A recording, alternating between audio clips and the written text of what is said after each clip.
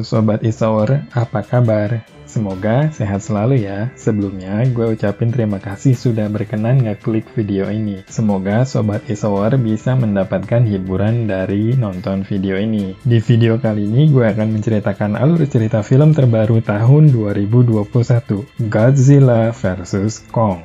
Film ini sebenarnya dijadwalkan untuk dirilis secara global pada 20 November tahun 2020. Tapi apa daya terpaksa harus diundur karena bioskop banyak yang tutup. Setelah ditunda beberapa bulan, Warner Bros. Akhirnya menetapkan tanggal 24 Maret 2021 sebagai tanggal rilis global. Sedangkan di Amerika Serikat baru dirilis seminggu setelahnya, yaitu pada tanggal 31 Maret 2021 lalu. Baiklah, tanpa perlu kebanyakan basa-basi, kita langsung masuk ke alur ceritanya.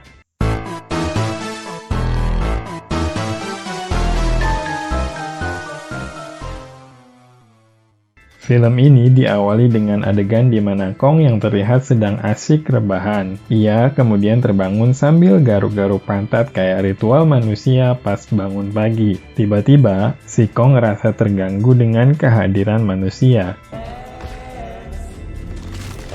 Tapi setelah melihat sosok si bocah, Kong urung menyerang dan malah balik merusak fasilitas milik Monarch.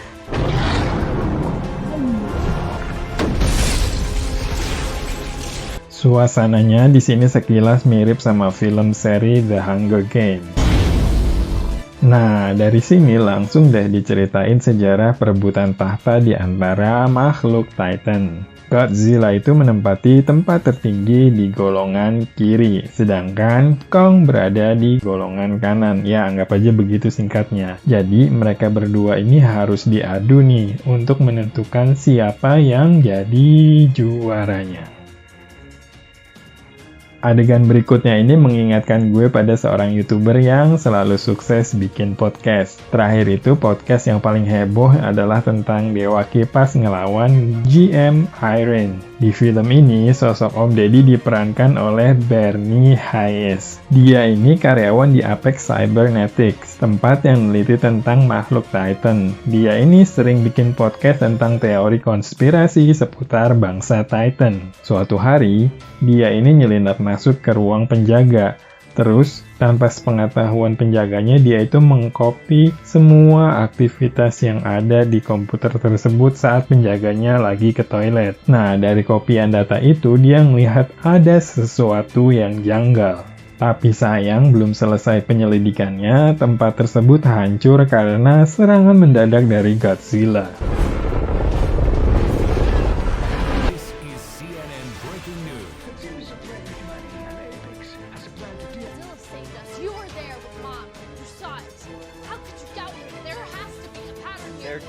Malamnya, pemilik dari Apex Cybernetics mendatangi Dr. Nathan Lin yang ahli dalam bidang inti bumi. Dia menawari Nathan untuk memimpin misi mencari inti bumi. Meski awalnya Nathan menolak, tapi akhirnya ia sepakat setelah pemilik Apex menyinggung adiknya si Nathan yang meninggal dalam misi eksplorasi ke inti bumi itu. Keesokan harinya, Nathan menemui Aileen untuk membujuk agar ia bersedia meminjamkan Kong untuk menjadi pemandu ke inti bumi. Setelah mendengar penjelasan Nathan, Aileen akhirnya setuju untuk menjalankan misi tersebut. Okay, what I say go. You name the term. Mereka pun pergi menyeberangi lautan menuju Antartika. Kong nampak gelisah dengan rencana tersebut. Ia nampak marah. Lalu, Jia, bocah yang tadi di awal film terlihat berinteraksi dengan Kong pun mendatangi si Kong. Di sini terkuak sebuah rahasia. Rupanya, Kong mampu berkomunikasi dengan Jia menggunakan bahasa isyarat. Tapi, Jia sengaja nggak ngasih tahu Aileen atas permintaan si Kong. Sementara itu, anak perempuan dari pemimpin Monarch tempat Kong dipantau melakukan misi sendiri untuk mencari tahu kenapa Godzilla tiba-tiba menyerang Apex Cybernetics. Namanya Madison. Dia ini penggemar berat podcastnya si Bernie. Dia ngajak temennya yang bernama Josh untuk menemui Bernie. Setelah mendapat petunjuk dari salah seorang penjual toko kelontong, Madison dan Josh berhasil ketemu sama si Bernie nih. Mereka pun kongko di sebuah kafe untuk membicarakan langkah apa yang harus dilakukan untuk menguak misteri penyerangan Godzilla tempo hari. Kembali ke tengah lautan, di tengah perjalanan, dia menyadari kedatangan Godzilla. Ia berusaha mencari Aileen untuk memberitahukan hal itu, namun belum sempat bertemu dengan Aileen, radar di kapal juga akhirnya mendeteksi kehadiran Godzilla. Pertempuran antara kedua Titan pun tak terelakkan. Godzilla tentu saja berada di atas angin. Dia mampu bernafas di dalam air, sementara Kong nggak bisa. Mereka pun akhirnya berpura-pura kalah dengan mematikan seluruh mesin kapal dan berhenti menembak. Lalu Godzilla pun pergi. Setelah itu, mereka melanjutkan perjalanan dengan menggunakan pesawat terbang, karena jika mereka melanjutkan menggunakan kapal tadi, Godzilla akan kembali lagi menyerang mereka karena tahu bahwa yang tadi itu cuma pura-pura. Sementara itu, Madison, Josh, dan Bernie memutuskan untuk mendatangi markas Apex yang diserang Godzilla kemarin. Dengan berbekal informasi yang dia curi melalui komputer penjaga, mereka pun menuju ke suatu tempat di sub-level 33. Betapa terkejutnya mereka melihat fasilitas canggih yang ada di tempat tersebut. Saat mereka sedang melihat-lihat, tiba-tiba ada karyawan Apex yang datang. Mereka pun bersembunyi di sebuah kapsul, tapi ternyata kapsul tersebut bakal dikirim ke Hong Kong menggunakan terowongan khusus. Oke, balik lagi ke scene-nya si Kong. Akhirnya, rombongan tiba di Antartika. Jia kemudian meminta Kong untuk masuk ke dalam terowongan yang mengarah ke inti bumi. Sayangnya, Kong menolak. Nathan pun meminta Aileen untuk berbicara dengan Jia. Setelah berbincang dengan Aileen, akhirnya Jia pun sepakat untuk dalam tanda kutip membohongi Kong bahwa di dalam terowongan tersebut bisa jadi ada keluarganya si Kong. Setelah memahami pesan Jia tentang keluarga, Kong langsung aja lari ke dalam terowongan tersebut. Nathan dan rombongan mengikuti Kong menggunakan pesawat khusus yang didesain untuk menembus inti bumi. Setelah melewati beberapa rintangan, Kong akhirnya berhasil menemukan sebuah tempat yang merupakan singgasana milik bangsanya zaman dulu. Sementara itu, Madison tiba di Hong Kong. Mereka kaget dengan rencana Apex yang ingin menghancurkan Godzilla menggunakan Mecha Godzilla alias robot Godzilla. Di situ mereka melihat uji coba Mecha Godzilla dengan mata kepala sendiri. Godzilla yang mampu merasakan kekuatan musuh pun akhirnya mendatangi markas yang terletak di Hong Kong. Di sisi lain, Kong berhasil mengaktifkan kembali inti bumi dengan meletakkan kapak milik leluhurnya. Tak lama kemudian, anak pemilik Apex lantas mengambil sampel tenaga dari inti bumi untuk kemudian digunakan sebagai sumber kekuatan Mecha Godzilla. Kong pun marah lalu menghabisi si anak pemilik Apex dengan meremas pesawat mereka.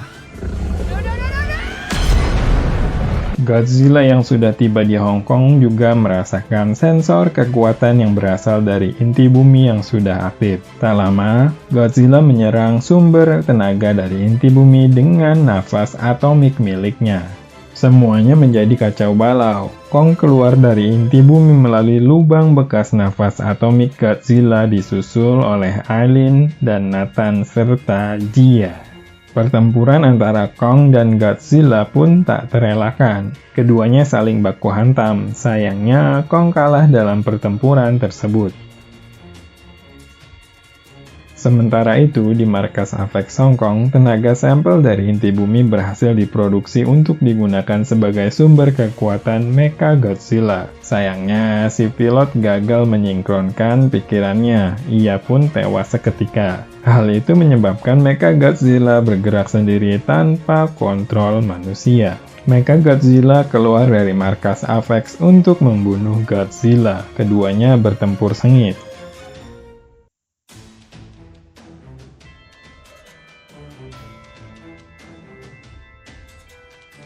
Di tengah pertempuran tersebut, dia bilang ke Aileen bahwa detak jantung Kong melemah. Nathan akhirnya menggunakan pesawat khusus untuk memberikan efek kejut di jantung Kong.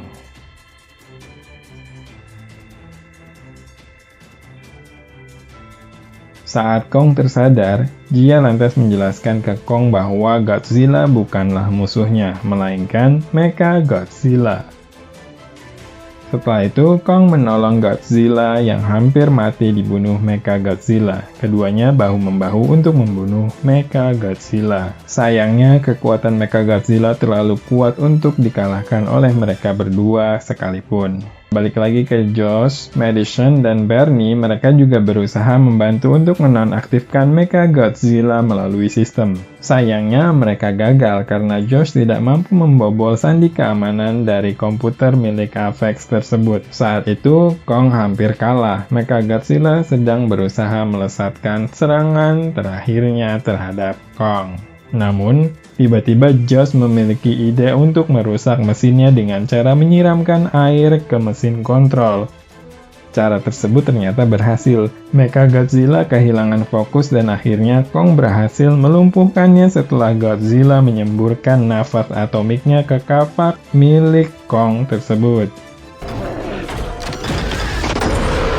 Keadaan pun berangsur pulih.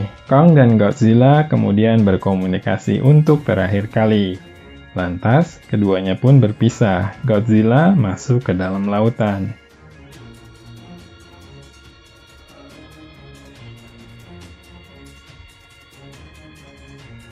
Dan film ini pun ditutup dengan adegan di mana Monarch berhasil mendirikan ruang pantau di inti bumi, tempat Kong berdiam diri sekarang. Nah, itu dia cerita lengkap dari film Godzilla vs. Kong. Hal yang bisa diambil dari film ini salah satunya yaitu kekuatan podcast. Ya, jika disampaikan dengan benar, podcast mampu menggerakkan orang, menggiring opini, dan lain-lain. Untungnya hasilnya ini positif karena Madison jadi bisa ngebantu bapaknya mencari solusi dari masalah terkait penyerangan Godzilla. Sama kayak acara trending live antara Dedang Subur versus GM Irene kemarin.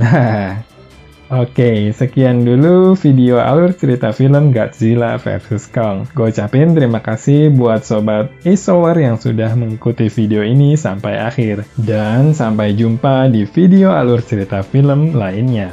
Bye-bye.